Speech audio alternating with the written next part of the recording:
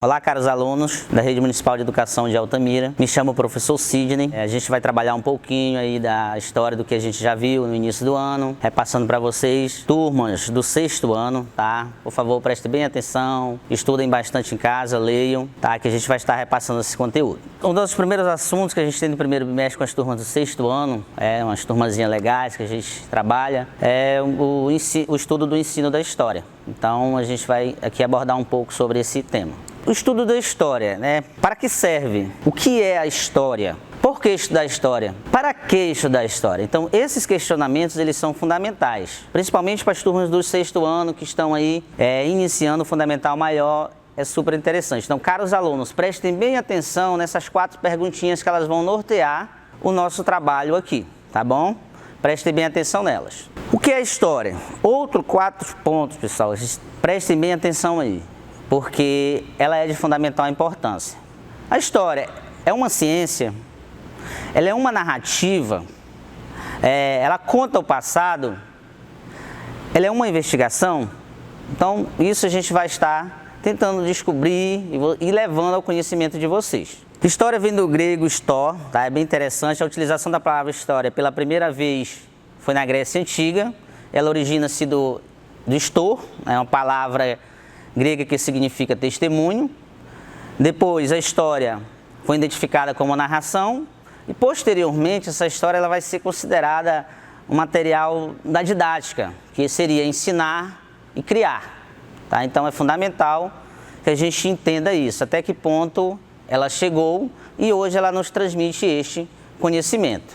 Como o nosso pressuposto, aí, basicamente, o Herodoto, que é o nosso principal pesquisador, né, o historiador que nós tivemos, ele é considerado o pai da história. Mas qual o conceito da história mesmo? Tá? Isso que nós temos que compreender. Qual é esse conceito da história? A história é o estudo que está relacionado às pessoas. Então, o conceito da história ela estudar o homem, tá, gente? Então, preste atenção. O conceito da história maior é esse, que ela vai estar trazendo este conhecimento. História inclui todo o traço e vestígio de tudo que o homem fez ou pensou desde o primeiro aparecimento sobre a Terra.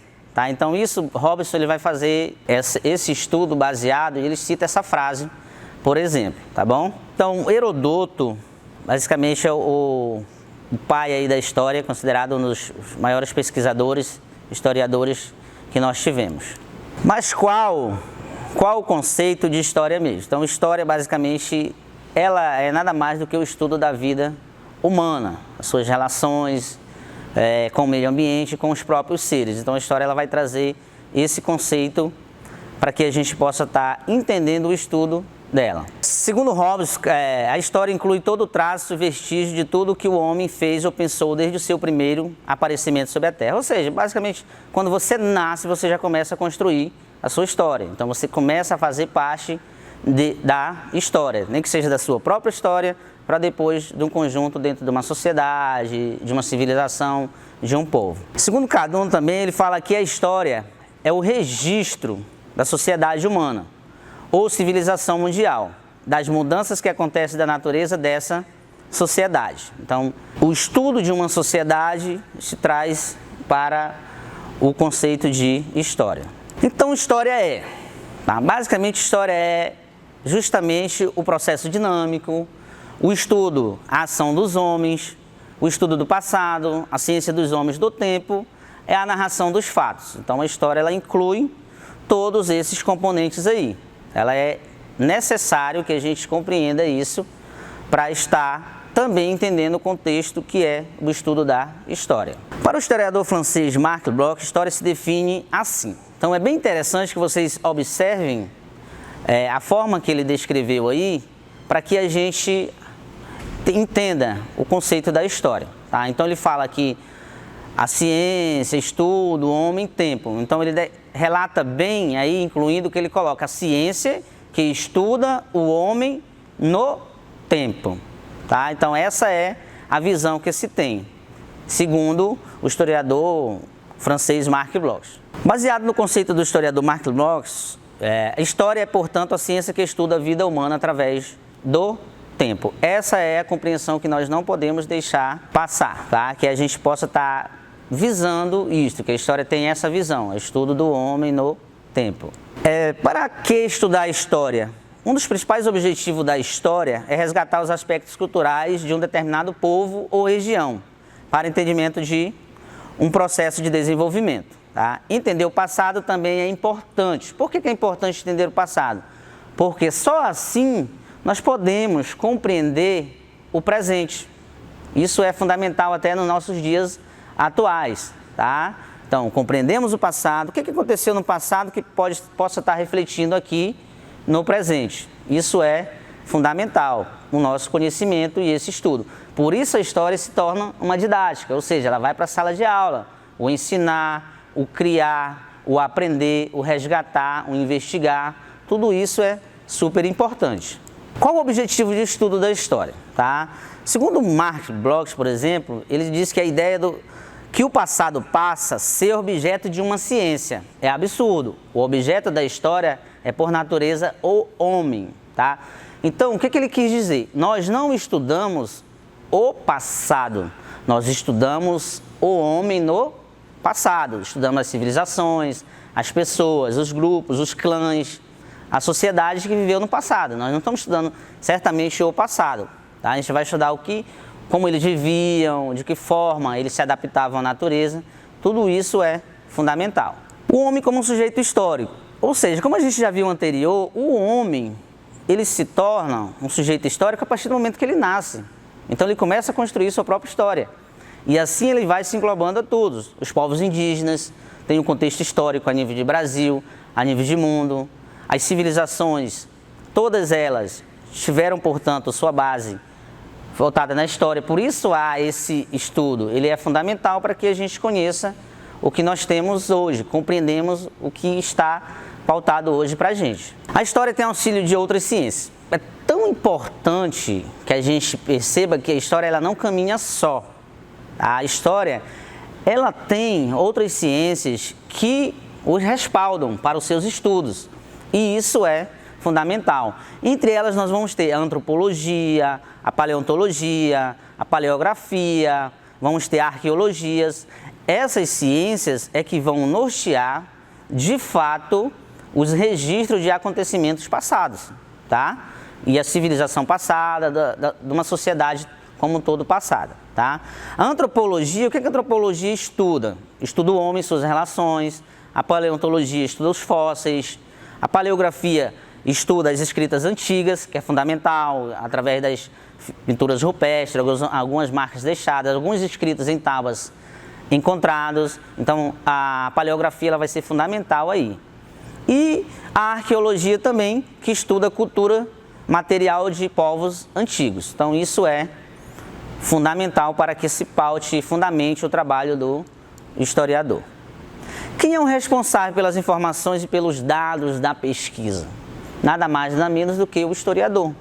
Ele vai ser a pessoa fundamental para, de fato, deixar o conteúdo daquilo estudado, todas as matérias, todos os vestígios, de uma forma sem questionamento. Então, ele é a pessoa respaldada para isso. O que o historiador faz? É bem interessante que a gente conheça esse papel do historiador. Então, o historiador ele interpreta fatos históricos, tá? Ele analisa registros que foram deixados, ele estuda documentos e fontes históricas, busca vestígios, tá? Isso de uma forma para que a sua investigação de fato seja concretizada. Então, tudo isso é o papel do historiador. Cabe também ao historiador interpretar as sociedades humanas do passado e não apenas narrar os fatos e datas e personalidades. Então, basicamente, qual o papel dele? Fazer essa interpretação. Então, esse papel do historiador ele se torna fundamental por causa disso. Ele é a pessoa certa para fazer essa interpretação de que de fato mesmo tenha ocorrido naquela civilização ou naquela sociedade que viveu em épocas.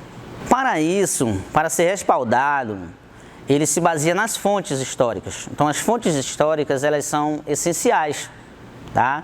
E essas fontes históricas, elas são documentos, são registros, são vestígios ou marcas deixadas pela presença do homem.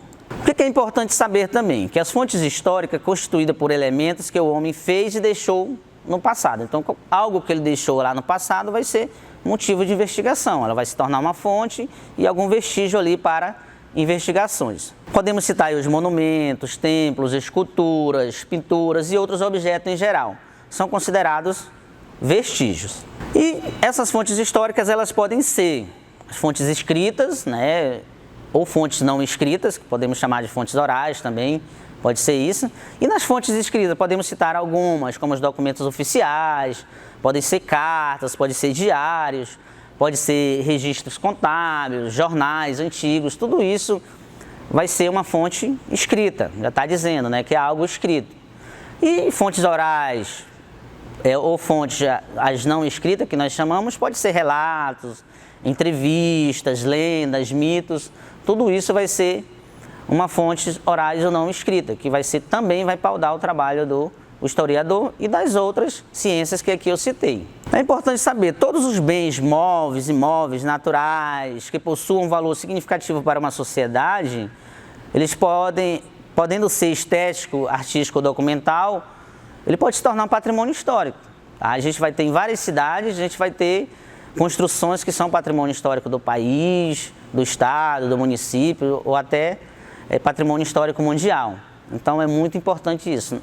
Na cidade de Altamira, portanto, a gente tem algumas casas, se não me engano, próximo do Matias tem uma casa bem antiga lá que é considerado patrimônio histórico do município. Faz necessário os alunos conhecerem, é bem interessante. E aí eu cito alguns patrimônios, por exemplo, né, temos aí de bens materiais e imateriais, temos alguns aí que aparecem na imagem, vocês podem observar, são considerados patrimônios materiais. Temos aí uma outra imagem que faz, até a pintura rupestre, por exemplo, ela é considerada um patrimônio, tá? Material, assim como uma igreja antiga, tudo isso vai ser patrimônio material. Patrimônio imateriais, mas o que é isso? Basicamente pode ser através das representações, expressões, danças, festa, tudo aquilo que uma civilização, uma sociedade ou um povo desenvolveu em determinado período, pode ser considerado um patrimônio imaterial.